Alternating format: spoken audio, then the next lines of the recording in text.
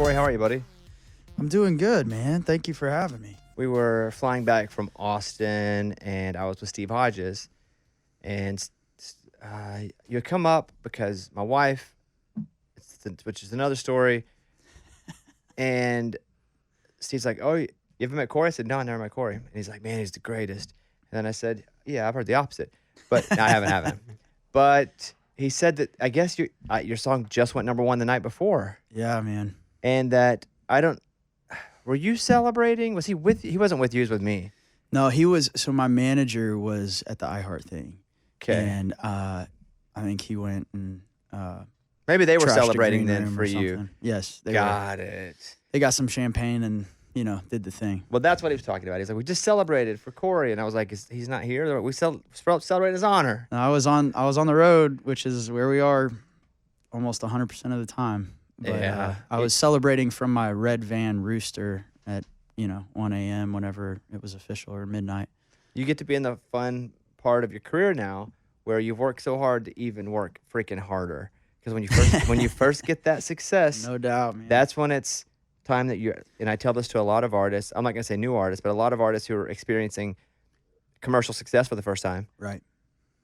Because it gets really tiring. Really tiring. We were just talking before you walked in, all of us here. Like I spent 5 or 6 days on the road doing the radio show, doing ACMs, I'm just exhausted. But I have to remind myself sometimes, man, it's awesome. I get to be exhausted. No doubt. So No congratulations on being exhausted. Thank you, man. Well, and honestly, it's more exhausting when I get home. We got 3 kids at the house. So, like, leaving the night our song went #1, I got back in the van and we drove from 2 a.m. to 8 a.m.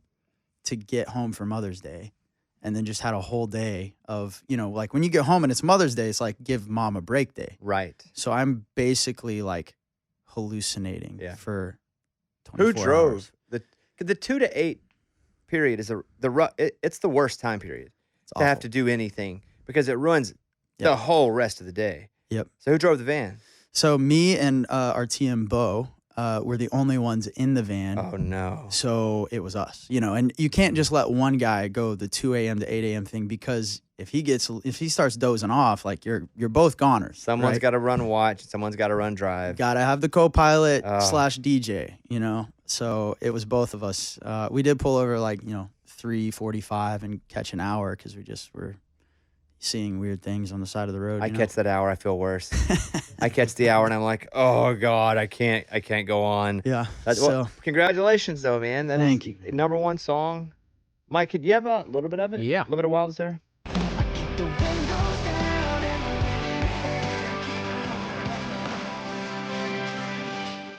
So, I think your wife took pictures at my wife's sister's wedding? Yeah, she did. And so we went to Oklahoma State.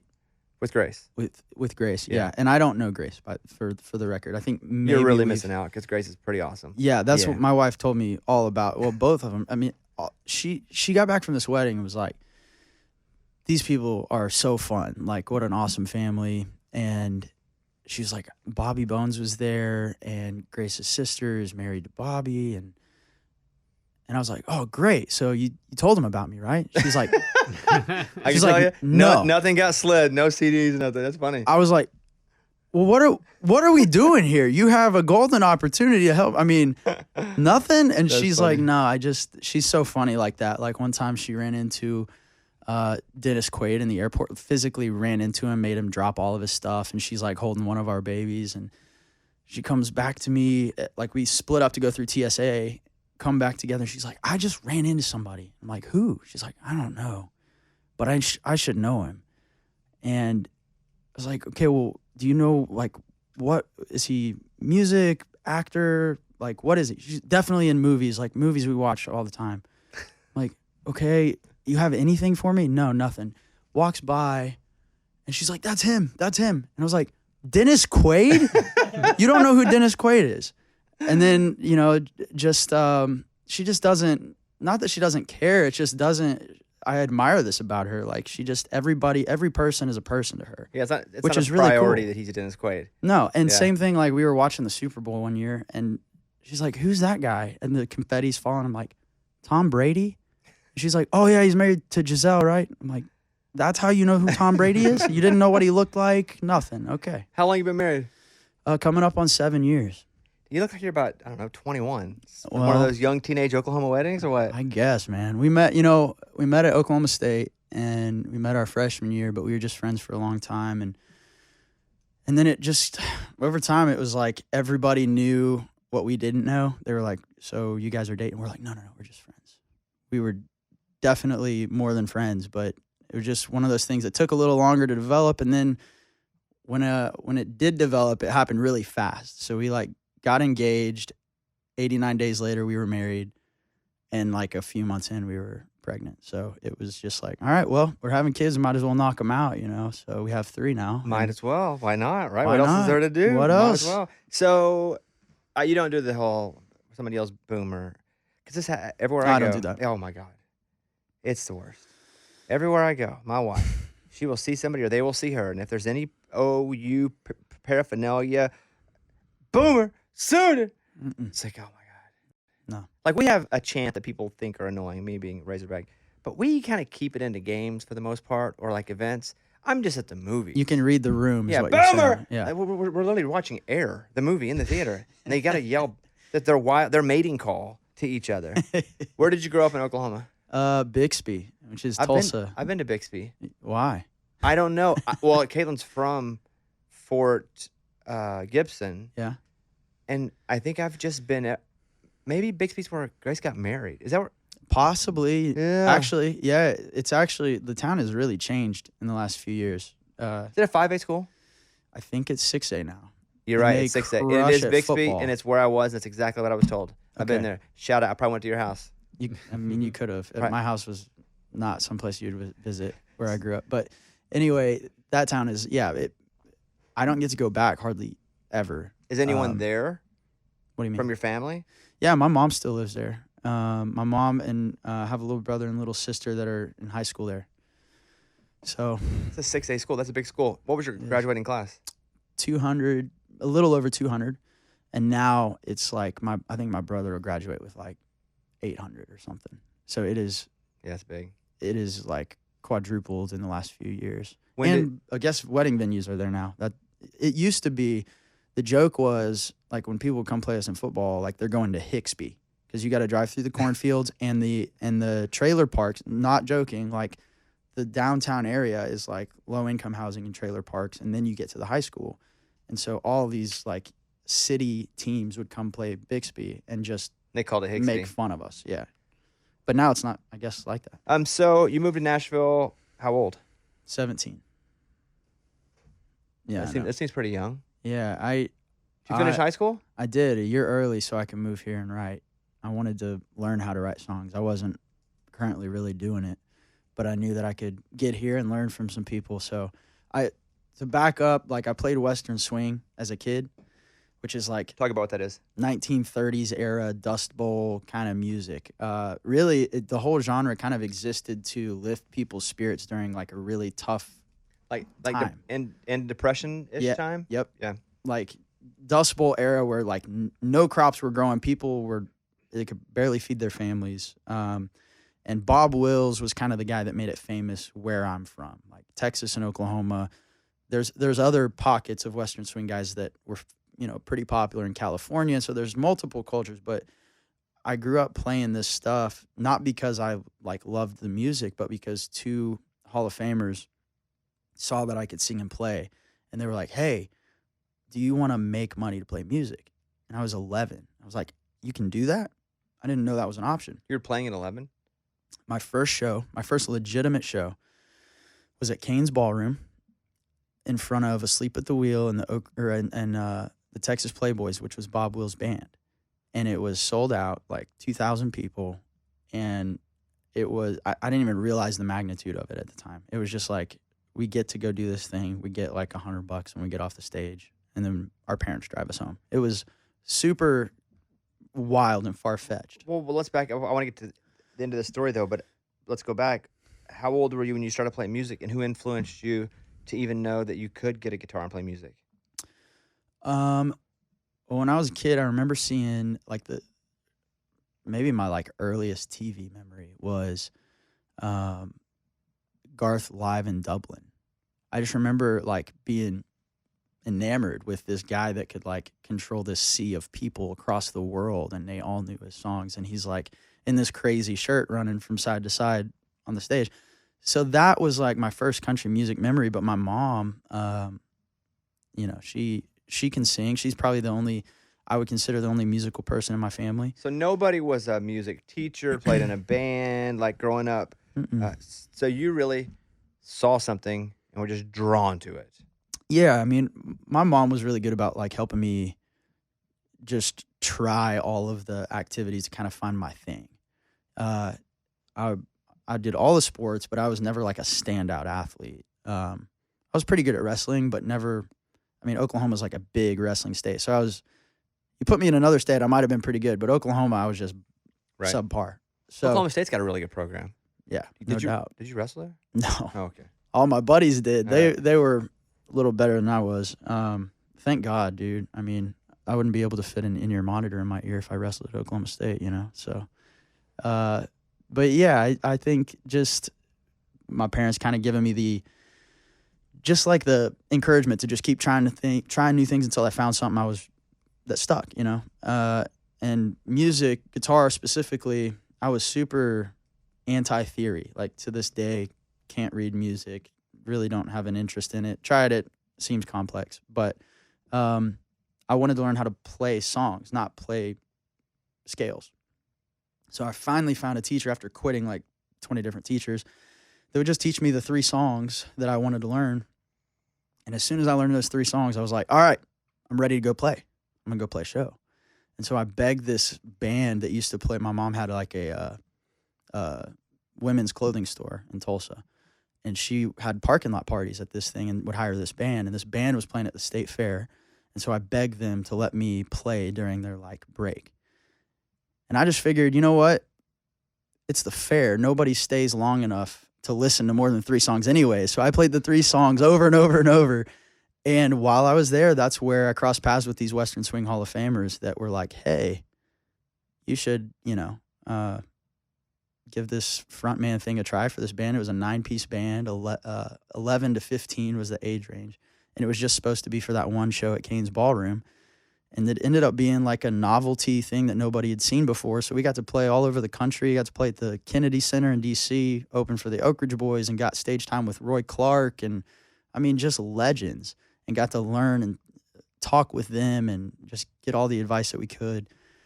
And then when I was 16, I had like this chance encounter with Willie Nelson that sent me down the songwriting rabbit hole that made me move to Nashville. And, you know, it's led to everything. But that was the pinnacle moment, the defining moment of like, all right, I'm going to learn how to write songs. What's the Willie encounter?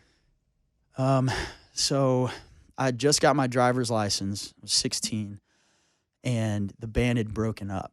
Not because of anything else other than I was the youngest in the band, and everybody was going to college. So everybody's going different directions. It's like, this isn't going to work.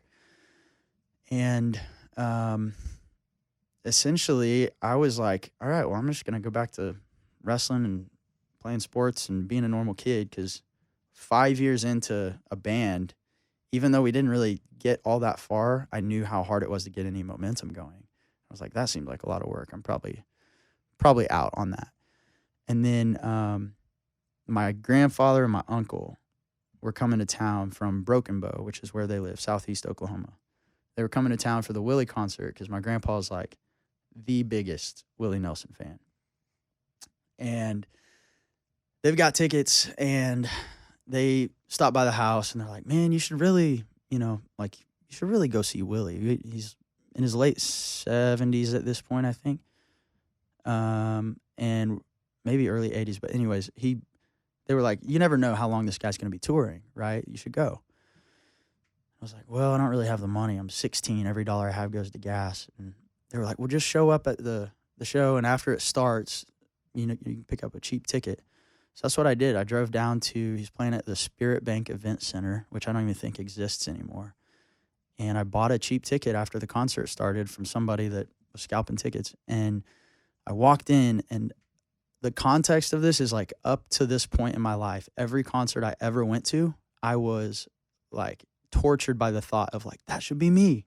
I should be up there. And I think because of that, I was always thinking, what would I do if that happened? Like, would I be prepared for that moment? And this night just felt like different. I've always had that thought, but never wound up on a stage.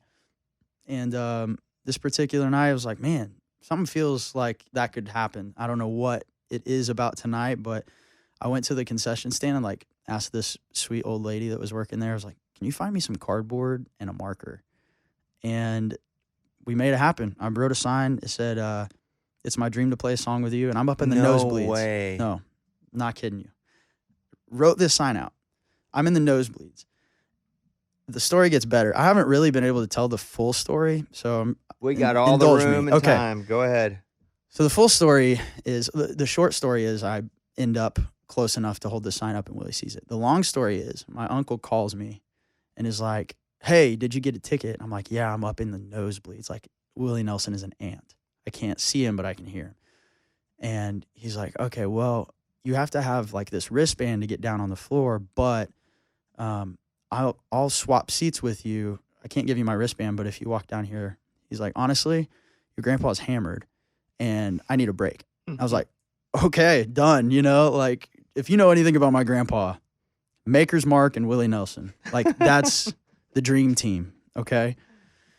So he's feeling pretty good. Like at this point, I think he's like eyes closed, just listening, vibing to Willie. And so I walk down there and I just walk past security like fast enough that they don't ask for a wristband, go sit down there with my sign. And they're like third row. Like their seats were good because this was like I think a birthday present or something for my grandpa. And I just sitting there and he's vibing out and I'm like, I'm going to hold this sign up. So I hold the sign up and Willie leans over, takes the bandana off his head, throws it at me like pretty much saying, hey, I see you, but put the sign down. So I took the bandana and I put it in my pocket and then I held the sign back up. And he comes over there again and throws me another bandana like, for real, dude, you got to put the sign down. Thanks for coming. And I took the bandana and I can feel the tension behind me at this point. I'm blocking very expensive seats with this sign. And so I turn around to the guy behind me and I'm like, I'm sorry, dude. I got to do this. I hold the sign back up again. And then Willie finally leans over and he's like, all right, kid, what do you want to sing? And I was like, because of that moment that I always had in all these shows that I was like tormented by of like, that should be me. What would I do? I was like, instantly, I was like, Milk Cow Blues. And he was like, why does this kid know a 1930s Dust Bowl Western swing song? And it's honestly because I knew nobody at that concert wanted to see Corey sing Blue Eyes Crying in the Rain. They wanted to see Willie sing that. And that's not a realistic expectation to have. So I was like, I'm going to play a song that I know that Willie knows, that I've seen him cover before, that he loves, that's not his. And the band's going to know because it's a standard. And so he goes, well, get up here. And dude, the next, 10 minutes is a complete blur. I ended up walking past security. The song's already started. Like the band started the song and I'm like running up trying to get to the mic in time. And I walk up to the mic and he goes, what's your name? I was like, Corey. And he goes, this is Corey, everybody. And the crowd's like, Like the first thought crosses my mind is like, nobody is going to believe this. Like my uncle is on his way to the nosebleeds, like not paying attention.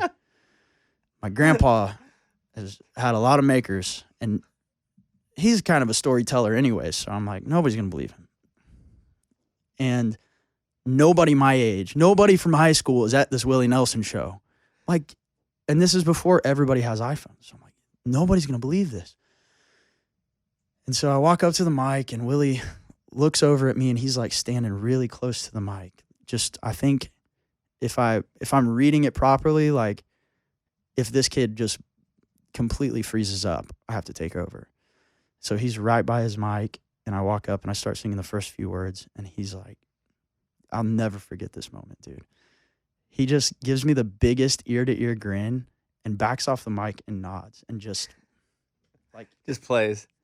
just plays and lets me sing the whole song. And at one point, you know, God, I really don't feel that old, but I definitely am gonna like date myself with Gen Z right now. I definitely took out a flip phone and tried to take a picture because I was like, nobody's gonna believe this. And I was shaking so bad that the picture, you can't even tell who's in the picture. And I walked. That was in the like solo section, instrumental. I walked back up to the mic, finished the song, and Lucas Nelson was his guitar player on that tour. So I got to meet Lucas, got to meet Mickey, got to talk with Willie for a second. It was magical. And I just remember walking off stage, going, "Okay, like if I needed a sign, this was it. Like I'm writing songs, I'm getting back into music." And probably the wildest moment about this whole thing is that when I make my way back to my seat, I sit down in my uncle's seat, really. I sit down and the guy behind me taps me on the shoulders and I'm like, oh God, this guy's going to lay into me. And he goes, hey, if you don't hold the sign up again, I'll send you the video that I just took. Oh, come on. And I was like, oh my God, no freaking way. And so he's like the only dude in the whole crowd that got footage of this. And it's the only video that exists. It's on YouTube. And it's super blurry because I think it was like a handheld camera or something, like a cam. It was not an iPhone. But that was such a cool, like, full circle moment of, the guy that I totally have been pissing off for the last hour. That is a crazy story. And yeah, and then so I graduated a year early from high school because I wanted to go to Nashville. And so I moved. Purposeful? Did you cram hours? Yep. So you could leave? I took dual credit at the local college. So it was knocking out my high school stuff, but it was also kind of giving me a jump start at college. But that was because I was going to take a whole year to go do the songwriting thing. So my senior year of high school was spent crashing in my truck and sleeping on friends' couches in Nashville. I was going to ask, if you're 17 and you move here, I mean, you're not even an adult. So when your parents are like, 2 thumbs up, go ahead, hit it. Yeah, pretty much. Did they push back at all? Did your mom push back at all? Not really, man. I think they had been exposed to the world, the music world. Because, I mean, honestly, it was probably more like, thank God you have keys because we've been driving your butt to all these shows for the last 6 years. Never again will I take you to a show. Here's your keys. Like, I was already making trips at 16 to Atlanta, Georgia, to play at Eddie's Attic because that was the only spot outside of Oklahoma that would give me a chance to play anywhere. There was a guy named Andy Hingley there who's now like the Live Nation guy in the Southeast. He runs everything down there. But at the time, he was booking Eddie's Attic, and he chance encounter, saw me play somewhere, and was like, hey, you're in Oklahoma, but I'll give you $100 and I'll put you on sold-out shows, on the front of sold-out shows, and you can come play, and you can stay on my couch. So I was already back and forth to Atlanta every chance I got. So they knew that I could drive there safely and back. But, yeah, I think they knew they could probably try to stop me, but it wasn't going to work, you know? What'd you do when you got here? Because, I mean, did you have a system of friends at all that also wrote? And No. I knew one person. Actually, I knew nobody that lived in Nashville. I knew the Halseys, which Jim and Sherman Halsey, who managed the Oak Ridge Boys, and Roy Clark, and a lot of the acts that we got to open for. I had met them through that. And they brought me out here one time and introduced me to one person, really, that helped me make my connections. And he probably, like, if you were to ask him about this, he probably doesn't remember this. But his name is Daniel Lee. And I have no idea where he is now. I know he's still in the music industry. But he was at a place called 1010 Publishing at the time. And they brought me in. They introduced me to Daniel. And he was like, well, what do you want to do?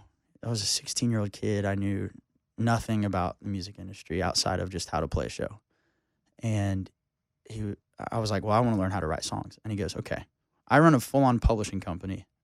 I need to put my guys with guys that are good at writing songs. Otherwise, it's a waste of their time. But here's a list. I'm going to print you off a list of 10 writers that don't have publishing deals that I think are good. And here's their info. And he gave me a print off and cell phone numbers of 10 writers that he thought were good. And I cold called every one of them and was like, I'm this new dude from Oklahoma. I've written 3 songs, but Daniel says you're good and I'd love to write a song. And a couple of those guys, like, songs have made my records, or they're, you know, like Josh Matheny was on that list, and he's you know, he's like a crazy talented ACM of the Year nominee for, I don't know, instrumentalist, I think. Anyways, I don't know what he is, but he's a great musician, great songwriter. Josh Dorr was on that list, and from there I just kind of made friends, and then their friends became my friends, and I've crashed on all those guys' couches. And Josh Dorr's roommate was Jordan Davis at the time. So I'm like over at Josh's house, and then I met Jordan Davis, and then I was like, do you want to write?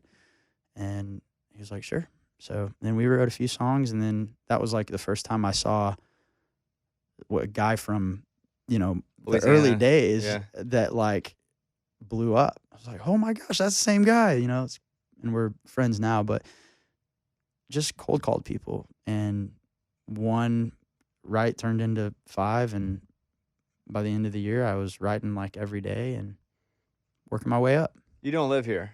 No. I was just in Frisco for ACMs. That's where you live? That's where I live. I like Frisco. It's a good spot, you know? Yeah, why Frisco?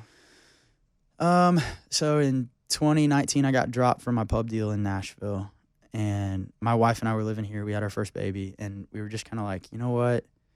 The only thing that was keeping us here is gone. And we had our first little girl, and we had another on the way. We're like, we want to raise our kids around family if we can, and there's nothing holding us back from doing that now. So we decided on DFW area and moved back and just kind of prioritized our family. And I was like, man, at the time, like the year spent in Nashville, I had nothing to show for it. Like I didn't have any big cuts. I was kind of waiting for the magic song to like change my life, and it just never happened. So I was like, man, you know what? At least back where we're from, you can just go build it the old school way. You just go play the honky tonks and get a van and a trailer, and you go do the thing. So I was like, that seems more suited for my skill set than anything else. So let's, you know, move out there, work twice as hard at music. And she's just kind of from that area, so that's why we chose that area. And it's just a couple hours away from my folks up in Oklahoma, so it just seemed like a good happy medium. And then we basically, everybody in Nashville was like, hey, that's a horrible idea. If you want a music career, probably shouldn't leave Music City. And we were like, yeah, but it's not working here. We'll just work twice as hard on the road from Texas, and, you know, let God figure out the rest. And so we moved, and then right about that time is the time the whole world shut down. So it was a horrible time to move and be out of work with 2 kids, and music's not a thing. So have you found yourself, I guess maybe you're not having to do that because you're all on a record label, but how did that come about? Because you're on a big record label. Yeah. Dude, it's a long and winding road to right here. The 30,000-foot view is when I got to Texas, the world shut down, and I had to figure out something else because couldn't, you know, pay the bills, have a wife and 2 kids, and now I think at this point I got a third on the way. And it was like file for unemployment or learn how to do something new. Those were the 2 options. And so I went to work for a pavement company in Dallas, Texas, and didn't really think much of it. It wasn't like now I'm not a musician. It was like there are no musicians right now. Right. It's not a thing. You can't go play live music. So I just put my head down, went to work, and I started playing at this Mexican restaurant right down the road from our house because it was the only place that I knew of that would allow live music. So I was just doing it because I had to, like, for my soul. And just kind of keeping the rust off that way. And I think I was so motivated by the time that, you know, luckily I lived in Texas. Texas was kind of like the first place to go, all right, we're going back to normal. We're going to try this. And so honky tonks and local bars and stuff started opening up one by one and doing like seated shows. And I got my first opportunity at a real show to go open for Flatland Cavalry in like January of 21. And I just remember thinking, okay, the world just gave us like a caution lap in NASCAR. Like, I'm not even a NASCAR fan. This is the best analogy I could think of. I do love NASCAR, but I'm not like a diehard. But I know what a caution lap is. You know what a caution lap is? I do, and I don't follow NASCAR at all. But Okay. I get the analogy. Okay, so I feel like the whole world, like there was a crazy wreck and everybody slowed down to the same pace. And then this pace car is out there. And then eventually that pace car leaves the track and it's like, may the best man win. Like the playing fields are kind of even again, right? The people that had these big leads, they had to start from ground zero again too, seemingly. And I just remember going, I'm going to take full advantage of the caution lap. Like I will not be out hustled from this moment on. And Texas gave me the ability to start building again. Like I started playing as much as I could, and eventually my shows outweighed. I was having to take off work at the Pavement company to go play shows, and that was kind of the tipping point. While I'm still working at the Pavement company, I recorded Wild as Her. I was just taking every opportunity I could to keep building back because I wanted to get back to music so badly, and it was such a far-fetched thing that every opportunity I got, I took for a whole year, lost so much money, just paying the band and playing $150 opening slots for a whole year, played 105 shows that year.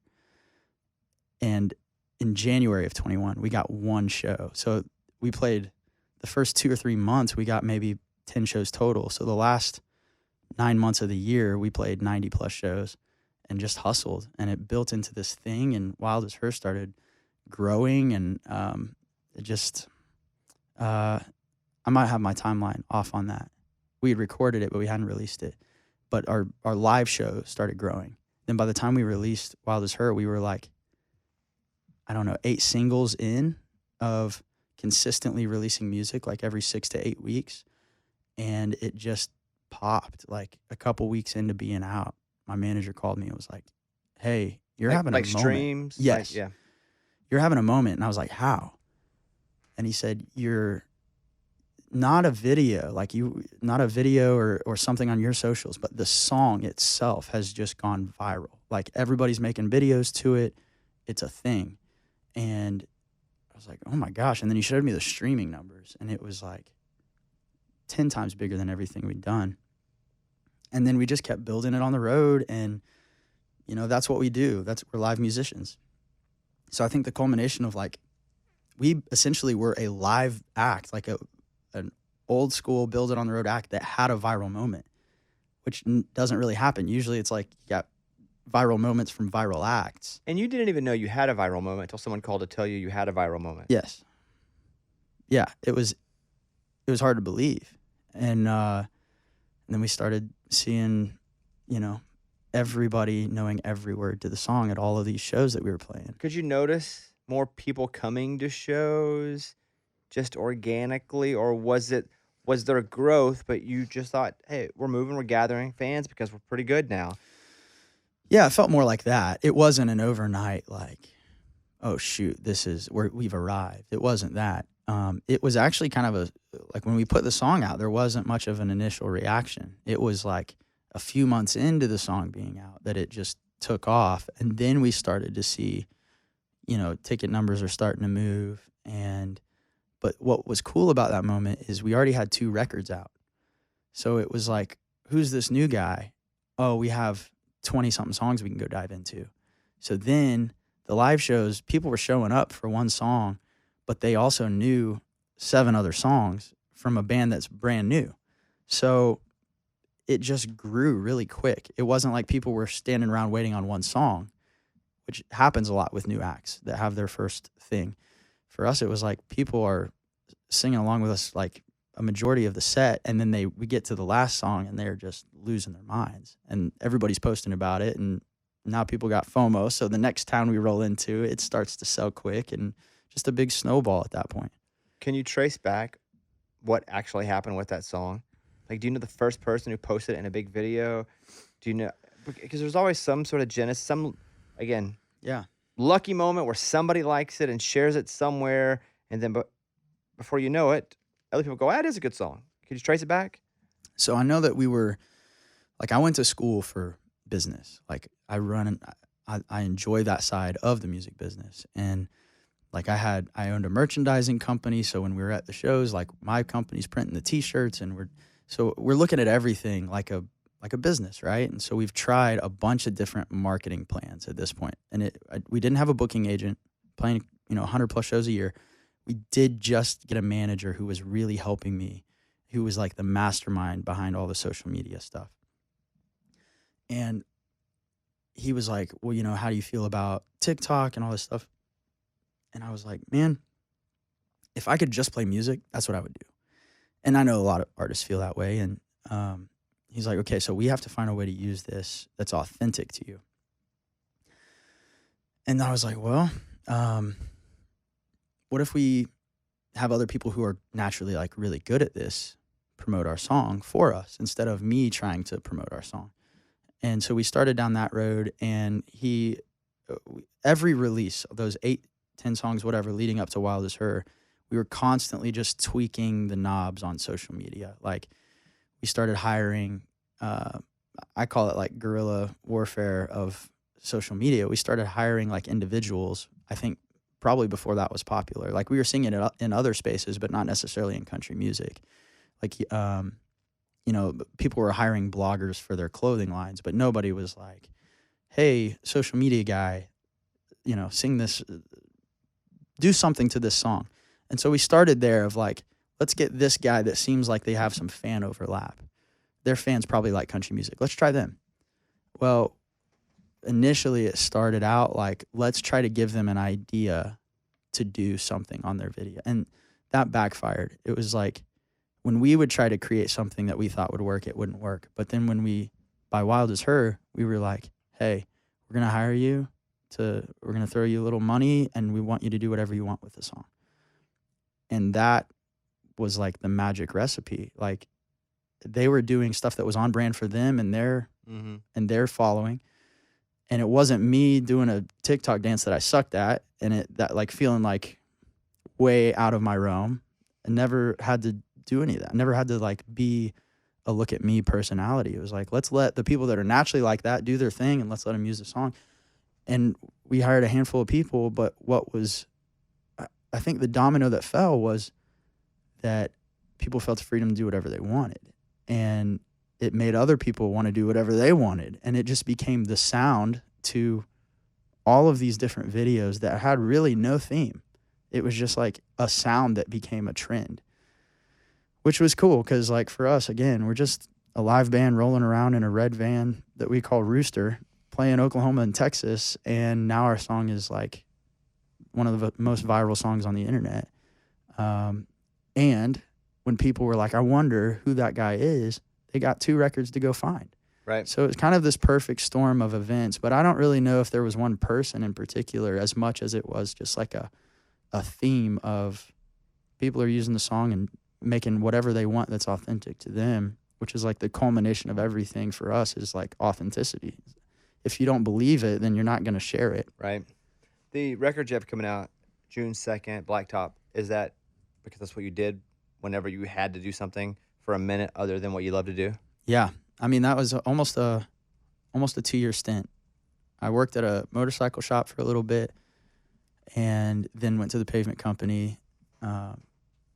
And Blacktop is really like a way of me paying tribute to like the industry and the people that gave me a chance to put food on the table for my wife and 3 kids during the absolute hardest time of my life.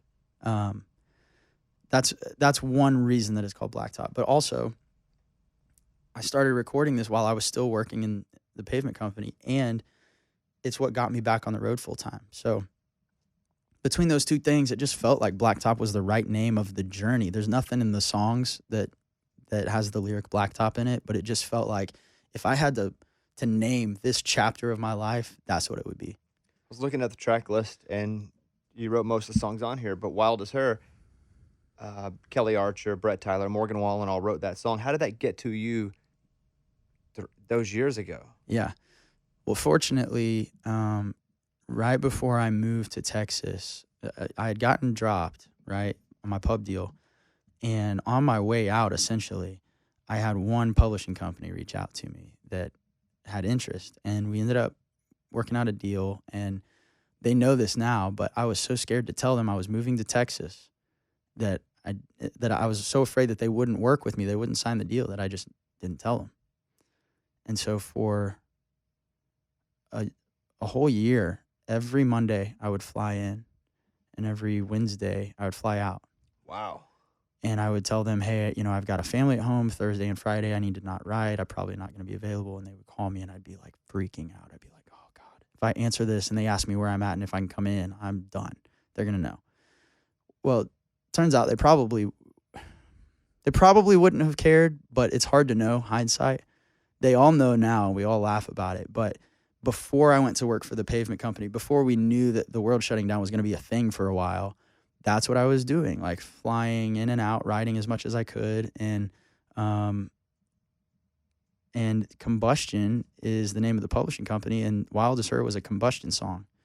So I learned, because my friend Brett Tyler wrote this song, and Brett writes at Combustion. I was the new guy at Combustion, and they just felt like my brand and what I did live matched up perfectly with this song, and that we, if I don't know if you've heard the demo, but Morgan obviously is like one of the best singers in the format, if not the best. And I don't know, I think a lot of people just heard that and were like, oh, it sounds like a Morgan song, I'm not going to do it. And I heard an opportunity to do it in the style of our band. Like, we had a live thing. And so we took a stab at it in the studio, and it came out pretty special and sounding on brand with what we did and sounding like our song. And yeah, people have liked it. It's done pretty well for us. Do you feel the need to move back to Nashville? We've thought about it.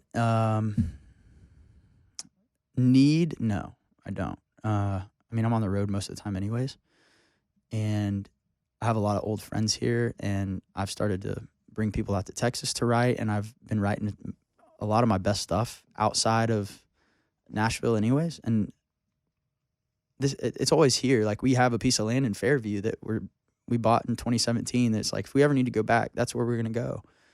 But right now, it makes more sense. All of our band and crew's from Oklahoma, so they all live there, except me and Bo, our tour manager, live in Dallas. And it's just kind of like a family thing, that it just would feel weird to, do this with a different family at this point. So I think we're in Texas for the foreseeable future, and that's where we want to raise our kids. And maybe when they get a little older, if it bought us more time together, if I could like go to the studio and then come home at 5:00 and see my family, I think that we would really look at that. But right now, I'm just on the road so much that I don't think it would buy us much more time together. So we're in Texas for now.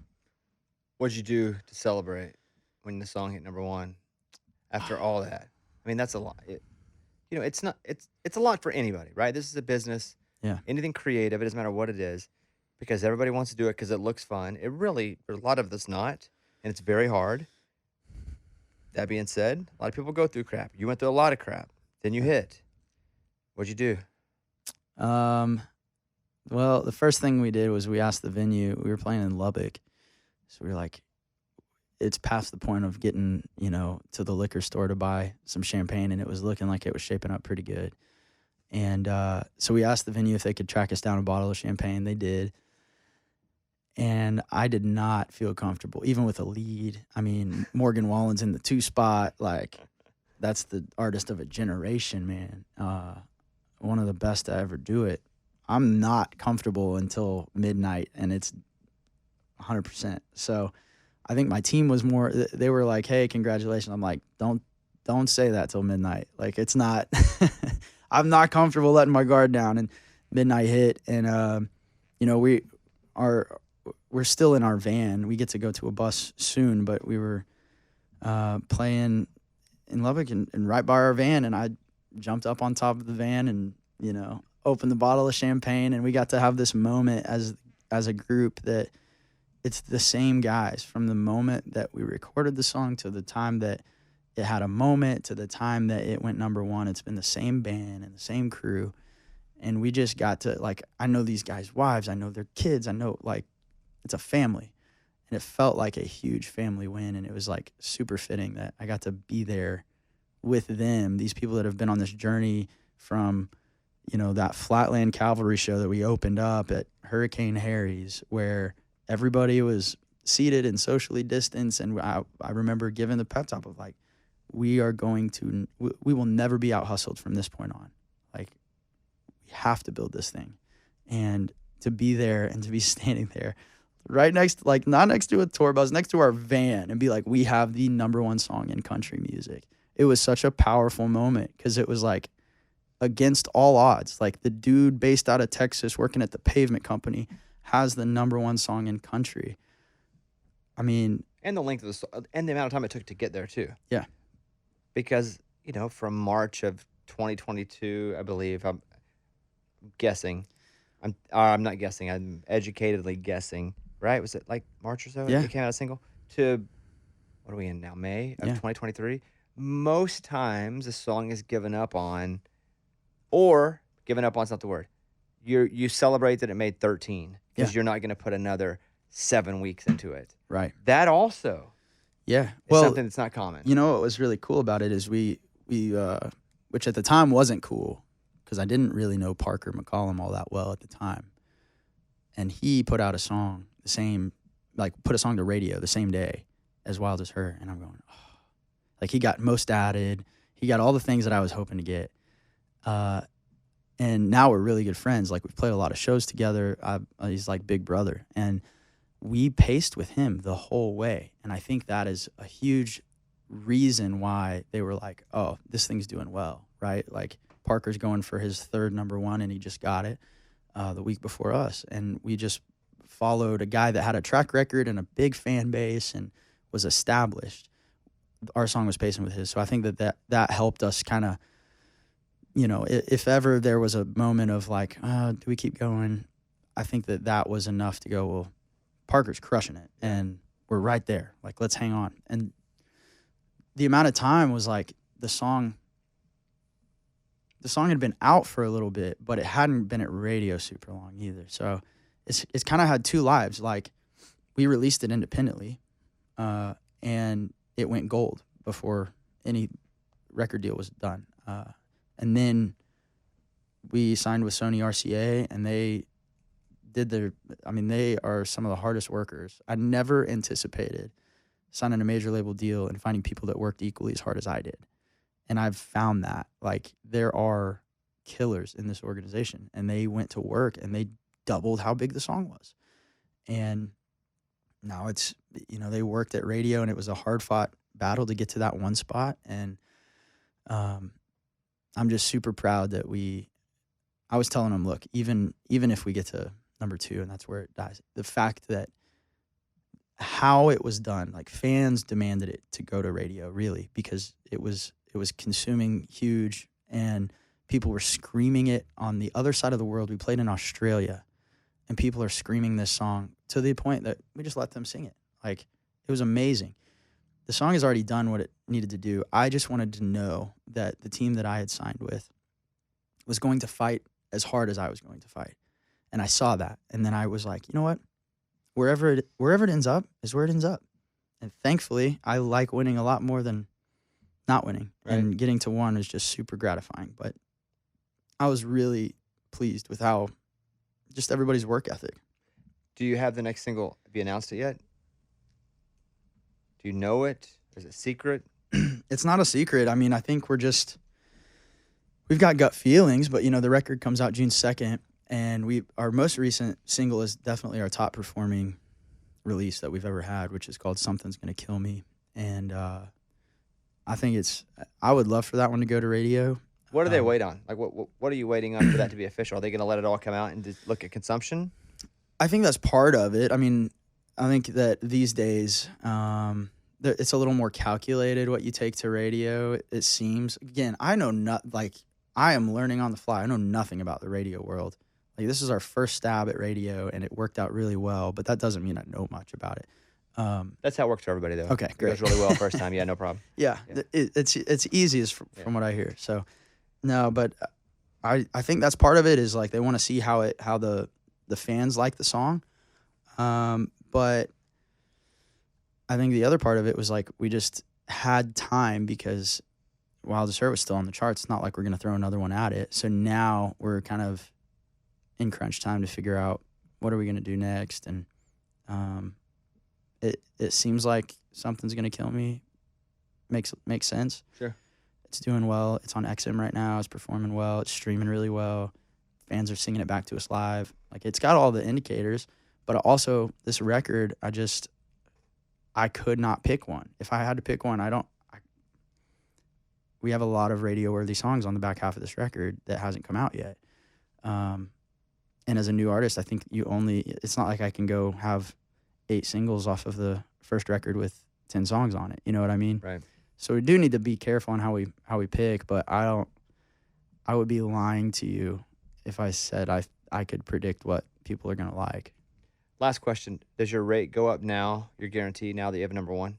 God, I hope so. I mean, is that because for me, mine would go up once I would sell comedy shows and do 1,500. You do that consistently. I never had a chart. Mine was always, my rate would go up or my guarantee would go up once I had been able to sustain ticket success. Now that you have a number one, that should be like an automatic. Let's turn it up a little bit. I would hope so.